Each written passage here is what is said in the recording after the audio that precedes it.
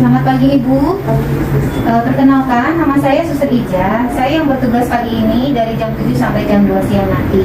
Kalau boleh tahu siapa nama Ibu, tanggal lahirnya juga tolong disebutkan ya. 24 25 April 96. Sesuai ya. Ya, Apa kabarnya Ibu hari ini? Apa yang Ibu rasakan? udah lebih membaik dari kemarin sih. Dari dokter, Ibu dinyatakan sakit apa? Kemarin dijelasinnya stroke. Oh, stroke. Kalau boleh tahu Ibu sudah tahu sakit stroke itu apa? Cuma tahunya ya sedikit nafsu, cuma yang pusing aja yang Daerah sebelah mana, tangan atau kaki Ibu yang mengalami kelemahan ya saat bergerak? sebelah kiri sus. Sebelah sini ya. Iya. Ini masih belum bisa digerakkan maksimal atau memang sudah ada pergerakan sedikit? Belum, masih lemas ya. Masih lemas. Baik, kalau begitu nanti selain penjelasan tentang apa itu stroke, suster juga akan memberikan latihan ya supaya tangan ini sedikit demi sedikit bisa digerakkan ya. Baik, kalau begitu apakah Ibu setuju apa yang nanti akan suster lakukan? Ya boleh sus. Kurang lebih nanti sekitar 30 menit ya. Suster akan kembali lagi ngambil peralatannya dulu untuk menjelaskan semuanya pada Ibu ya. Ya. Baik, kalau begitu permisi ya Bu. Ya, sus. Stroke adalah suatu cedera mendadak dan berat pada pembuluh darah otak. Cedera juga dapat disebabkan oleh sumbatan bekuan darah, penyempitan pembuluh darah, atau pecahnya pembuluh darah pada otak. Semua ini bisa menyebabkan karena kurangnya pasokan darah pada pembuluh darah otak. Jadi maksudnya ini, di sini ada gambarnya ya. Jadi stroke itu di mana sih terjadinya? Jadi dia pusatnya di dalam otak sini. Jadi kalau misalkan terjadi pecahnya pada pembuluh darah di otak, bisa diakibatkan karena adanya penyempitan, juga adanya bekuan darah, itu ya bisa mengalami terjadinya stroke. Nanti saya akan menjelaskan ke bawahnya ya. Kemudian stroke ini ada berapa macam sih? Ada dua, yaitu stroke hemoragik atau bisa orang bilang stroke dengan perdarahan. Yaitu stroke yang disebabkan oleh pecahnya pembuluh darah otak sehingga terjadi perdarahan ke dalam jaringan otak. Nah, ada juga stroke hemoragik. Nah, kalau di sini tersumbatnya pembuluh darah yang menyebabkan aliran darah ke otak sebagian atau seluruhnya terhenti. Ya, jadi kalau di sini tuh yang hemoragik itu dia karena ada sumbatan. Tetapi yang kalau hemoragik itu dia adanya perdarahan karena pecahnya dari pembuluh darah di dalam otak ya. Kemudian kita lanjutkan dari penyebabnya. Nah, penyebabnya apa aja sih stroke itu? Yang pertama, bekuan darah di dalam pembuluh darah otak ya.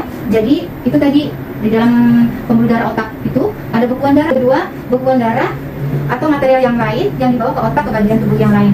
Maksudnya di sini misalkan ada benda asing ya, kalau misalkan ada kecelakaan, jatuh, masuk ke dalam pembuluh darah ataupun ada bekuan darah, itu juga bisa salah satu penyebabnya. Kemudian penurunan aliran darah ke otak. Penurunan aliran ke otak ini juga bisa disebabkan beberapa faktor. Bisa juga dari penyakit, biasanya sih salah satunya dari penyakit gula ya. Terus pecahnya pembuluh darah otak dengan perdarahan dalam jaringan otak. Nah, pecahnya pembuluh darah otak juga di sini bisa disebabkan beberapa macam ya. Bisa diantaranya tuh salah satunya adalah tekanan darah yang tinggi ya. Faktor risiko, siapa saja sih yang bisa akan mengalami stroke? Yang pertama, hipertensi, penyakit darah tinggi. Kenapa darah tinggi itu bisa menyebabkan stroke? Seperti yang kita ketahui, kalau pasien yang darah tinggi itu kan harus minum obatnya teratur ya, harus minum obat teratur. Mungkin orang bilang sih ketergantungan, bukan seperti yang maksudnya di sini bukan ketergantungan sih. Jadi memang harus minum rutin. Karena apa? Fungsinya obat tensi itu dia untuk menstabilkan supaya tensinya itu tidak terlalu tinggi juga tidak terlalu turun. Makanya bila sewaktu-waktu obat tensi itu dihentikan, makanya tekanan darahnya dia itu akan langsung tinggi dan takutkan akan merusak atau pecah dari pembuluh darah otak itu. Kemudian hiperlipidemia itu dari mana sih? Bisa disebabkan karena lemak ya, biasanya gaya hidup nih. Sekarang kan banyak banget makanan yang mengandung lemak ya Bu, apalagi tidak diimbangi dengan olahraga, itu juga bisa mengakibatkan terjadinya stroke. Kemudian yang ketiga itu DM atau penyakit gula. Penyakit gula itu sama seperti darah tinggi ya. Jadi dia itu juga harus minum obat teratur supaya apa? Supaya kestabilan gula dalam darahnya itu juga stabil, tidak mengalami nilai yang terlalu tinggi karena bisa menyumbat juga pembuluh darah kalau kekentalannya terlalu tinggi. Makanya juga minum obatnya harus teratur, tidak boleh dihentikan sewaktu-waktu kecuali atas instruksi dokter ya, karena kan harus dipantau juga sama dokter. Kemudian stres juga bisa mempengaruhi. Pastikan stres juga kita pola pikirnya berpikir terlalu ekstra ya. Kalau kita stresnya itu tidak bisa dialihkan ke yang lain. Misalkan ada orang itu stres itu dengan cara dialihkan ke nyanyi seperti itu, mungkin itu lebih baik ya daripada kita terlalu fokus memikirkan, ditakutkan tidak bisa mengontrol sehingga berpikir terlalu dalam mengakibatkan tekanan darah yang tinggi akan pecah pembuluh darah otak itu. Kemudian alkoholik, pastinya ya alkohol juga akan mengakibatkan stroke. Kemudian merokok di sini juga salah satu ya, gaya hidup juga ya. Jadi merokok juga bisa menyebabkan dari terjadinya stroke. Sama obesitas pastinya kelebihan berat badan yang kandungan lemaknya terlalu tinggi sehingga dia juga akan memicu terjadinya DM, kemudian akan terjadi hipertensi, hiperlipidemia. Jadi bagaimana sih cara kita mengenalinya? Waspada serangan awalnya. Nah, dari wajah. Dari wajah, kalau misalkan kita ada kaca nih, kita inginlah senyum. Kalau misalkan kok sebelah sisi kiri beda ya, senyumnya kok sebelah sini, misalkan bibir saya naik, kok bibir saya sebelah sini turun, itu juga perlu dicurigai. Apakah itu juga ada tanda dari stroke? Ya, pastinya kita harus kontrol ke dokter untuk memastikan itu stroke atau tidak. Kemudian ini dari tangan ya. Jadi misalkan kalau dari tangan, ibu luruskan di tangannya. Seimbang nggak antara tangan kiri dan kanan? Biasanya kalau mengalami kelemahan, dia akan seperti ini. Mungkin ibu bisa contohkan tangannya. Sebelah sini masih kurang ya, masih kurang aku ya, itu juga ya. Kemudian dari bahasa bicara.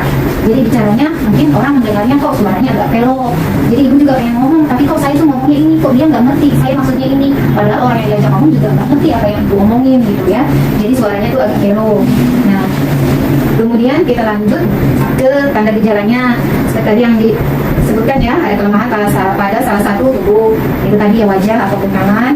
Kemudian bicara tadi, kemudian memahami lawan bicara, tetapi tidak mengungkapkan secara jelas. Itu tadi yang ngomong, tapi kok yang diajak ngomong nggak tahu sih maksud saya, gitu ya.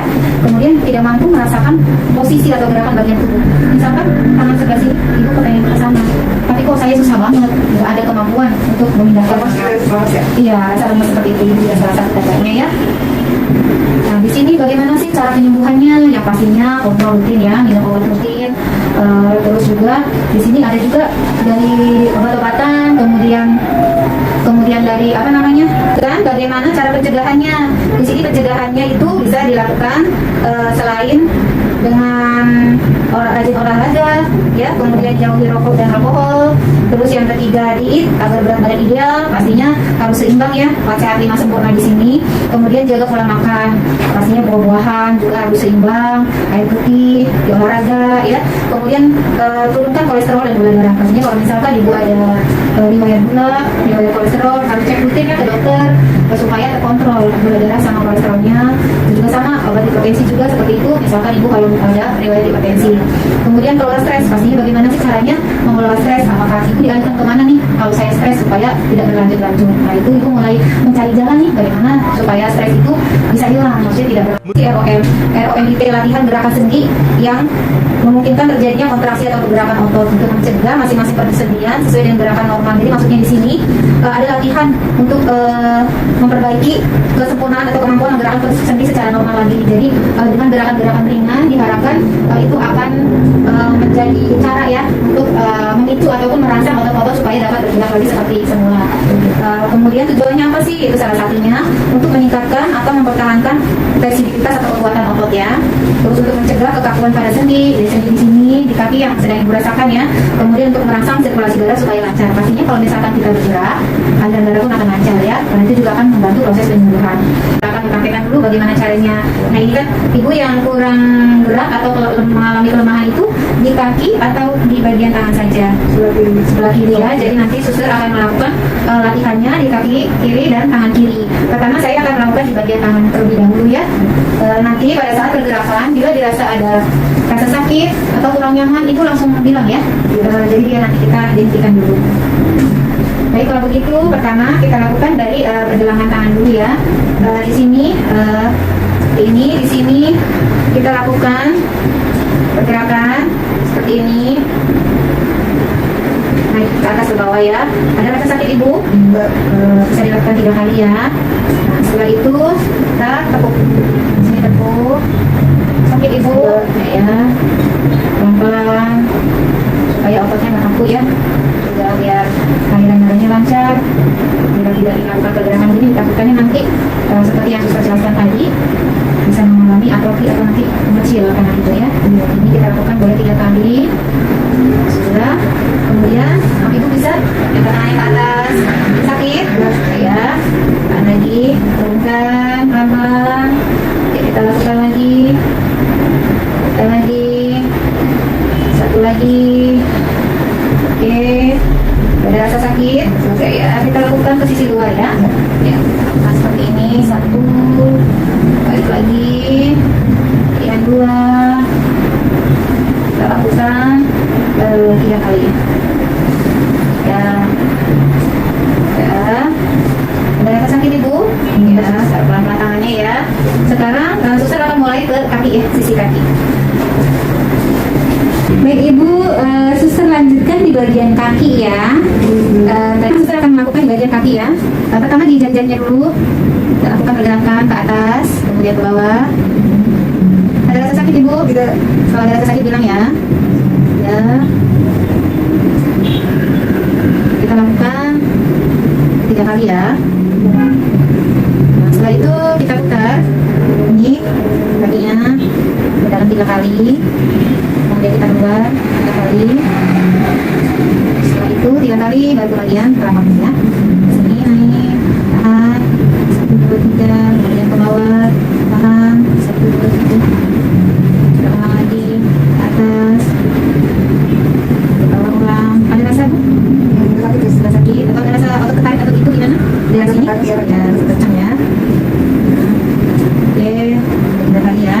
Kemudian kita tekuknya sini 1, pelan. Ada rasa kurang yang bilang ya. 2, 3. Oke, kemudian kita lakukan ke sisi luar atas 1, 2, 3, kemudian ke dalam 1, 2, 3 lagi. Ulang lagi. Oke, sekarang isi luar ya. 1, 2, 3 lagi. Geser-geser gitu. Iya, digeser-geser ini ya.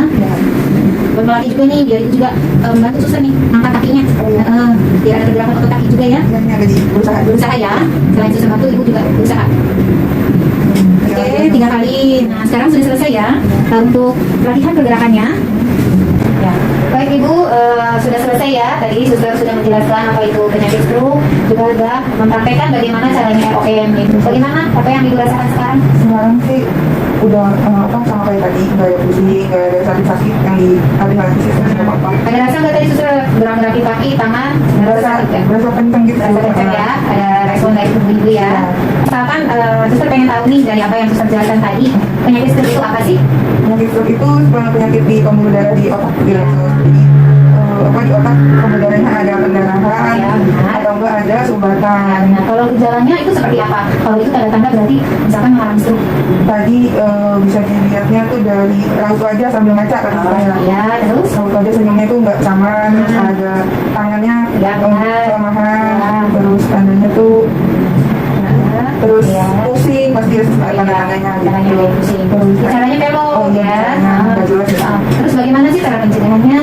Pencegahannya itu tadi Yang pertama harus rajin olahraga, terus jaga makan, Ya. jangan yang kolesterol gitu ya. Iya benar. Terus minum obat darah tinggi kalau ada darah tinggi. Terus ada yang terakhir kalau sampai terjadi stroke, tadi latihan gerak-gerak tadi. Iya. Sama selain istirahat cukup ya, pola makan juga diatur. Nggak boleh stres. Iya benar. Untuk gerakan-gerakannya, ibu masih ingat tadi apa susternya yang diajarin tadi apa? Masih di Tangan tadi, ibu mungkin berarti kan nggak ada biasanya nggak ada tangan ya? Nah, yang ini kan dari jari di ke atas ini, bawah di atas ini, bawah di terus lengannya juga Iya. tekuk Iya. di sampai 3 kali. Ya. Terus Terus, iya benar. dijauhin gitu. Iya. Terus kalau yang kaki Kalau yang gimana? sama dari jarinya di Iya, jarinya agak ditekuk ya. Terus ditidurin lagi, terus diputer, ya sebentar. Tapi diputer, kalau udah ditekuk lagi sama Sama. telapaknya. Oh. Terus ada yang digeser juga, terus digeser ke kanan, ke kiri, gitu. Yang penting untuk ada pergerakan ya sudah. Iya betul. Jadi sepertinya ibu sudah paham ya apa yang suster jelaskan. Terima kasih. Mudah-mudahan bermanfaat ya bu ya. Ya, amin. Nah, cepat sembuh, dibantu dengan latihan apa yang suster ajarkan tadi. Nanti kalau misalkan ada yang mau bertanya lagi ataupun ibu tadi kurang hafal, boleh bertanya lagi sama suster. Nanti suster akan melakukan praktek ulang ya. Setelah itu kalau misalkan butuh sesuatu, ibu boleh mencet bel, nanti akan kembali lagi. Iya. Baik kalau begitu, suster permisi dulu, ibu istirahat, semoga cepat sembuh ya. Iya, Permisi ya bu, iya. selamat pagi.